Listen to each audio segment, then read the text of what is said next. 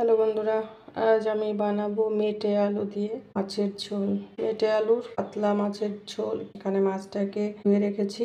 এইবার মেটে আলুটাকে আমি একটু ভাপ দিয়ে ফেলে নেব, কারণ নাল বিজলা মতো হয়। বসিয়ে দেব গরম জল। এখানে জল গরম বসিয়ে দিয়েছি। জলটা গরম হলে আলুটা আমি ছেড়ে দেব। জলটা গরম হয়ে গেছে, এবার আলুটাকে আমি দিয়ে দেব। আলুটাকে একটু ভাপ দিয়ে ফেলে নিলে লাল বিজলাটা একটু কম হয়। আলুটা দেখো ভাপ দেওয়া হয়ে গেছে, এবার নামিয়ে নেব। মাছটাকে লবণ হলুদ মাখিয়ে নিয়েছি।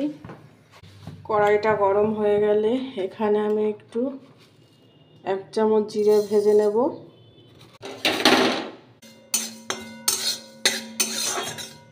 জিরাটা আমার ভাজা হয়ে গেছে, এবার আমি নামিয়ে নেব। কড়াইতে দিয়ে দেব সরিষার তেল পরিমাণ মতো, দিয়ে আমি মাছটাকে ভেজে নেব। তেলটা গরম হয়ে গেছে, মাছটাকে আমি দিয়ে দেব।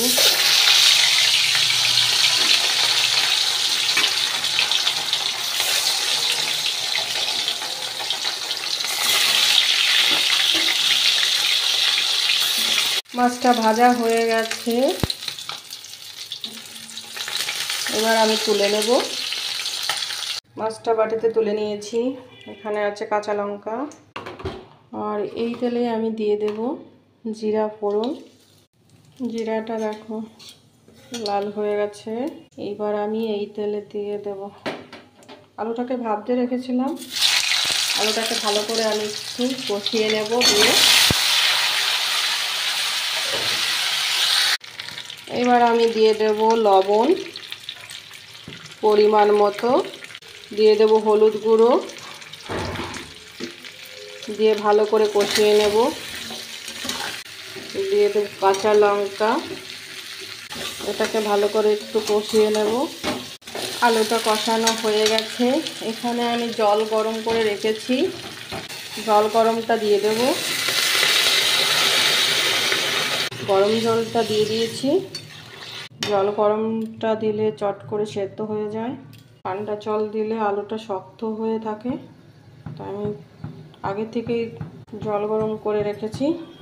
ঝোলটা ফুটে উঠলে মাছটা দিয়ে দেব। ঝোলটা ফুটে গেছে, ভেজে রাখা মাছ এবার আমি এটার মধ্যে দিয়ে দেব। ভেজে রাখা মাছটাকে দিয়ে দিয়েছি। মাছটাকে দিয়ে কিছুক্ষণ জাল দিয়ে নেব। রেডি হয়ে গেছে মেটে আলু দিয়ে মাছের ঝোল। ভেজে রাখা জিরেটা আমি গুঁড়ো করে নিয়েছি, এবার নামানোর আগে এটাকে আমি ছড়িয়ে দেব। এটাকে দিয়ে ভালো করে মিশিয়ে নেব। এটাকে একটু পাতলা ঝোল হবে, কারণ আলুতে ঝোলটা টেনে নেয়। মেশানো হয়ে গেছে, এবার আমি নামিয়ে নেব। রেডি হয়ে গেছে আমার মেটে আলু দিয়ে চারাপোনা মাছের ঝোল। তোমাদের যদি ভালো লাগে কমেন্ট করে জানিও মাছের ঝোলটা কেমন হয়েছে।